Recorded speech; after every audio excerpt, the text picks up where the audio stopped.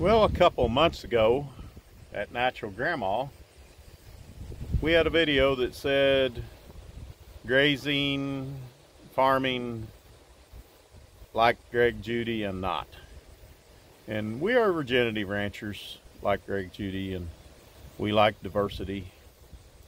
But I had a problem area that I had to put some farm equipment in, and unlike Greg, Judy, I have access to some farm equipment through my son. And so this is our regular pasture here that we're up close at, and I disc over into it a little bit, but you see we got a lot of diversity of grasses, a lot of clovers, a lot of everything. But you see those little spiky, webby looking plants right there? Those are radishes that someone just blessed Natural Grandma with. And you know, you say that, you can see that one right there is growing out of the ground because they're up here where there's some compaction from hay being sat and cows tracking. But that old saying of somebody blesses you with something, we just took them 2 small bags. I don't think they wouldn't have been over Walmart sacks almost, full of radish seeds, and we put that in a mix that had leftover wheat and some soybeans in that wheat that come out of a seed tender, just old seed that was not valuable. We put it in with a little P and K, but mostly just got some trace minerals, some boron, some zinc, and some sulfur in there.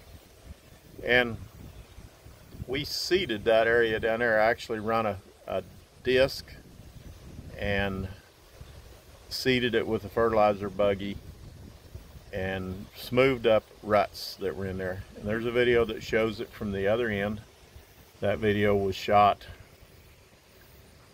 way up there past that automatic water over that ridge. It was shot, and I had the cows in there grazing, you know, ragweeds and cockleburrs down and horseweeds. And then I had disked that area up and it was all brown.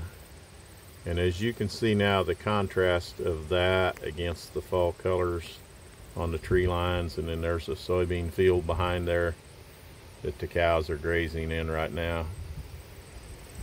And it goes out of focus a little bit when it grabs that mirror there. But you can see just the diversity. We also throwed in some warm season grass. It was a tri-mix of little blue, switchgrass, and Indian grass. And that also was left over from a warm season seeding on some CRP that we have around this area. So we think and we feel very blessed that the radishes came up. Makes us feel very positive maybe that the warm season grass will get sprouted. And we're not going to graze this fall. We're just going to let that grow up, let the radishes overkill.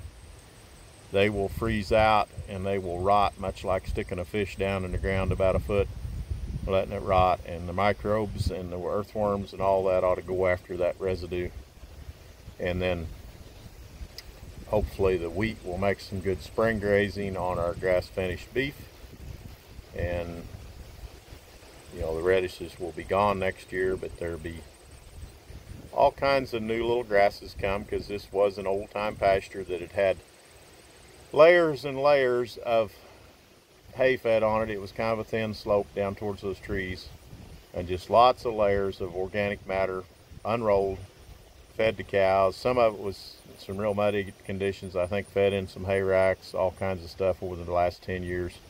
Had ruts out there that we couldn't hardly cross with the four-wheeler. So we have a new life coming in that soil, new grass. And you know, it originally was pasture like on the left side of that automatic water. It was, you know, our mix of orchard and brome and all that. You see those pastures are ready to rest for the winter. And we're down on the south end of the farmstead. If you see way up there, you see the chicken tractors, and then to the left of the chicken tractors there is one of the pull-up mobile laying unit, and then over there on the west side of that pond is the semi-trailer with pullets in it. So Natural Grandma has lots of enterprises going.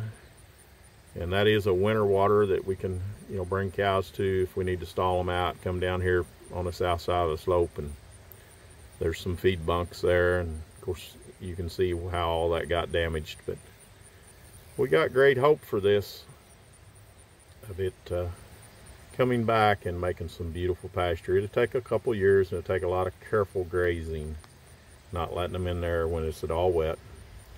And we're looking forward to having a stock of cattle here. They'll be, you know, 800-900 pound cattle finishing next summer, so their impact will not be as bad either. So just an update to an old video that Papa Hank shot.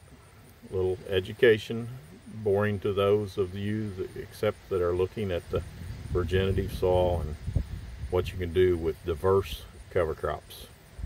Good day from Papa Hank at Natural Grandma. Check us out at naturalgrandma.com.